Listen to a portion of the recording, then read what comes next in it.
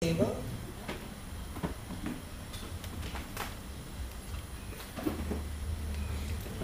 So like our general manager said, the floor is now open.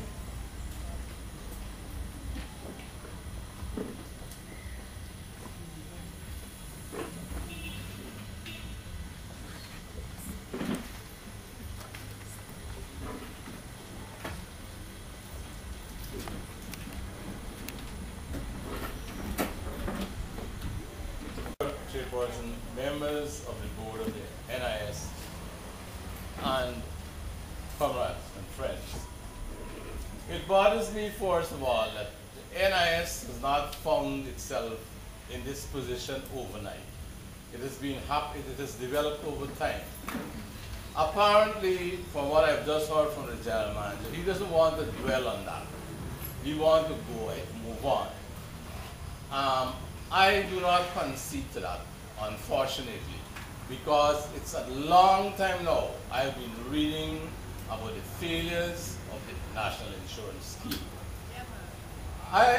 One of the things that puzzled me, I was looking for the printout I did on the internet, I can't find it, but it's a couple of months back where it was said that of the registered employers, just above 20% are paying or remitting their NIS. Of employed people, the percentage is even lower.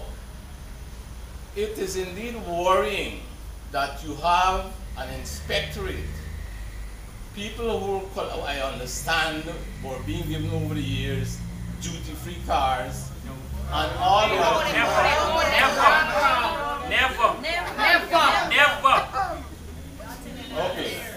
Okay, so let me withdraw a part of it. Fix your mouth. But they were supposed to be inspecting people's books, and one cannot understand. For me, I cannot understand why so many organizations have been delinquent. Why between that time and now, when I see in the paper that we're in red, the NIS is in red, nothing has been done. The thing about it too is that you have a ton of people out there who need to be registered and have not been registered. What I'm saying basically is that sections or a section of the NIS, that's the inspectorate section, seem to have failed miserably.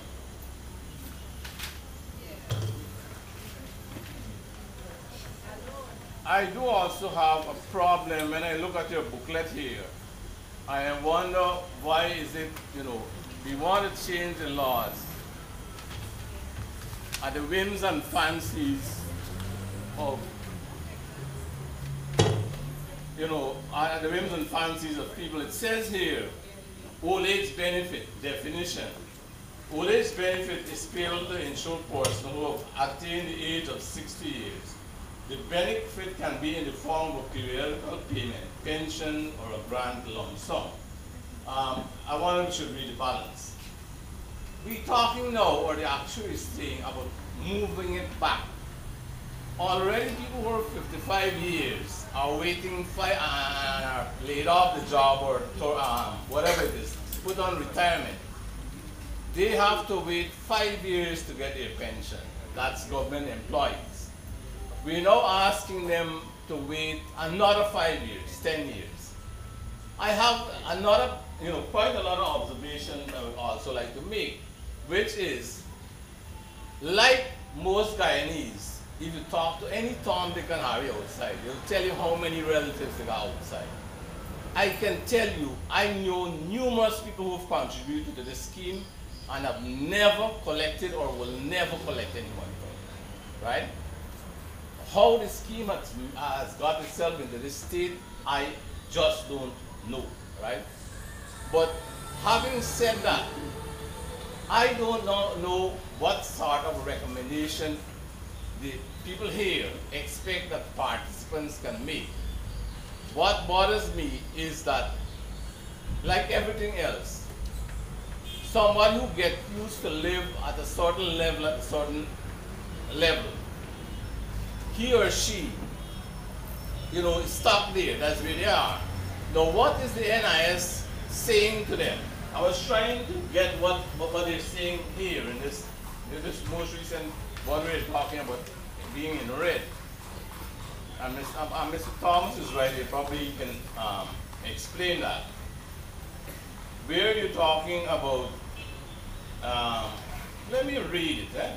Free pension, the one I'm concerned about is free pension increased for 2 years or until the contribution rate is increased and finance improved.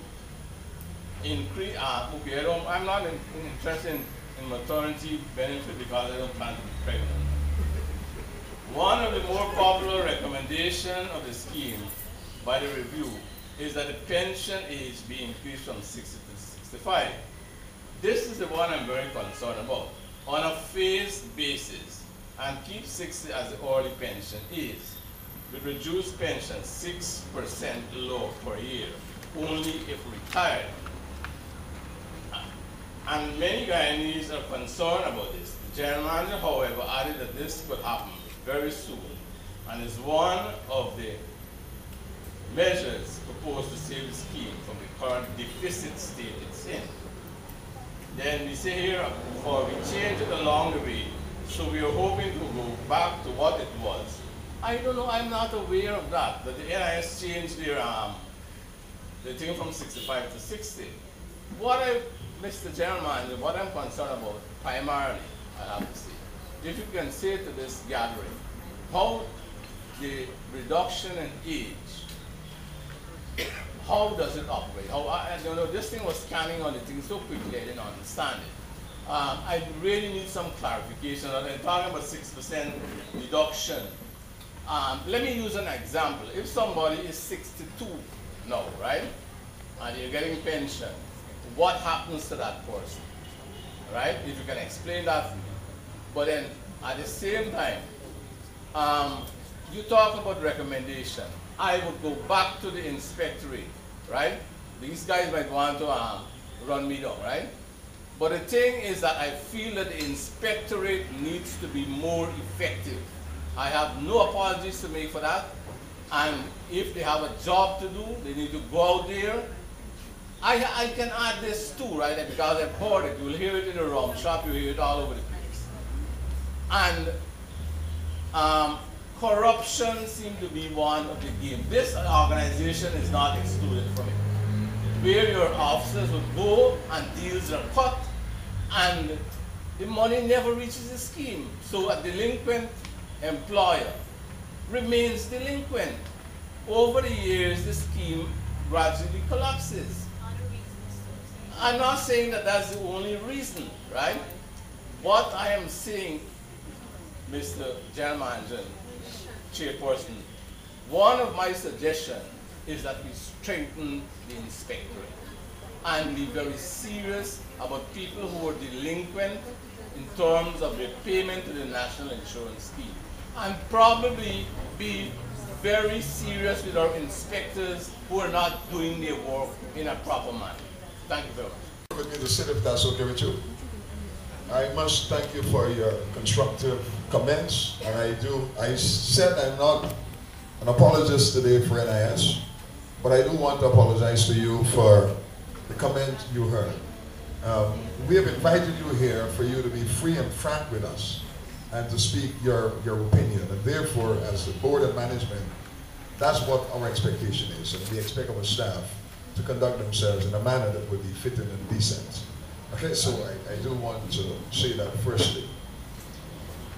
In terms of some of your comments, I do want to correct somewhat. You have said that in terms of the registered employers, we only have 20%. That's grossly inaccurate.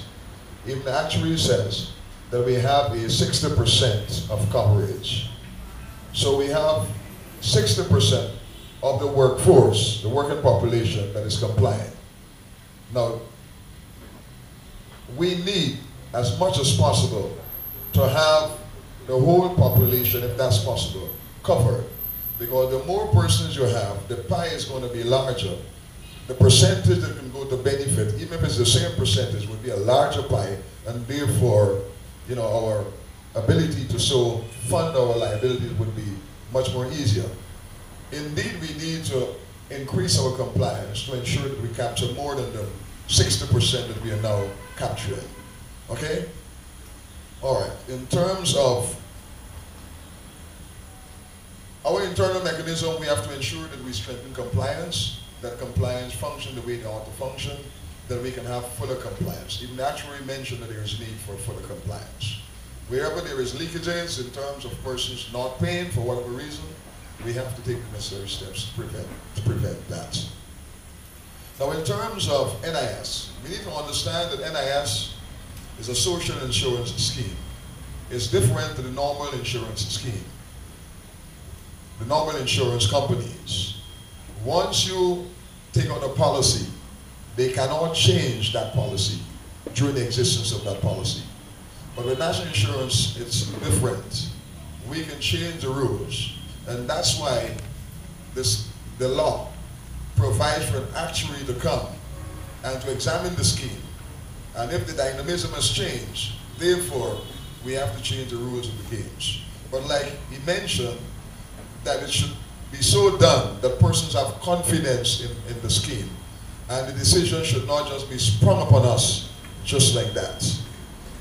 And even in terms of the suggested, and remember all these recommendations, they are just recommendations at this point in time. The recommendation is for the pensionable age to move eventually to 65. And the way in which it is recommended to be done, every 2 years, the pensionable age is moved by 1 year. So in 2 years' time, if it were to be implemented, the new pensionable age would be 61 for a full pension. But if you are 60 years and you have retired, you would receive a pension. But if you qualify, rather than getting the maximum pension of 60%, you are going to get 54%. They will reduce it by 6% for every year that is below the retirement age. So in 10 years' time, the pensionable age would be 65 if this recommendation were to be implemented. Now, as it is now, you can be in receipt of a pension and still work. So you can work as well as receive your pension. Now, there is a gap that you have mentioned with persons in the public service who retire at 55 years. Now, we do not have any power in terms of changing that. But in many countries, they're seeking to harmonize the pension so that you don't have too many different tiers in terms of age and where you have to wait. Now, that's outside of our remit, and therefore it's not within our power to change that. But I think that would have to be considered too, should be considered. So in terms of the movement, it's not we're going straight to 65. No. Persons who had a legitimate expectation of receiving their pension at 60 can still receive their pension at 60 once they retire, if this recommendation is implemented the way it is made.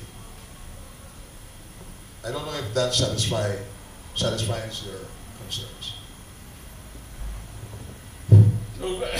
To a great extent it does, but what I still need clarification on, sir. If a pensioner is presently 62 and he or she is receiving a pension, how does this new recommendation affect them? All right, good observation. The person who is already in receipt of pension, the recommendation does not call for a change in their pension rate per se. Only new pensioners, new addition to the population, the recommendation calls for. However, the recommendation is calling for either of two things relative to the current pensioners. One, we either freeze pension at the level it is for 2 years. And again, I said it's a recommendation.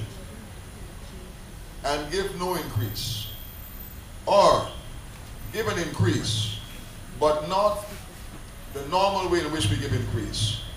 We give an increase based on the cost of living. You have a basket of commodities, essential commodities, and based on how that increases, if that increases only by 2.5%, well then you increase the pension only by 2.5%. Rather than normally when we increase the pension based on the 5% or whatever, rather than doing that, we reduce it. The intent is, And like he said, he's asking for everyone to make some sacrifice. Rather than having a large amount of pension now, and then later on, there is the situation that you will go to the office and there's no money to pay you. It is better that you do some corrective measure for a period of time when you come out of this situation. So that's how it's going to affect current pensioners if this recommendation should be implemented the way it is being made.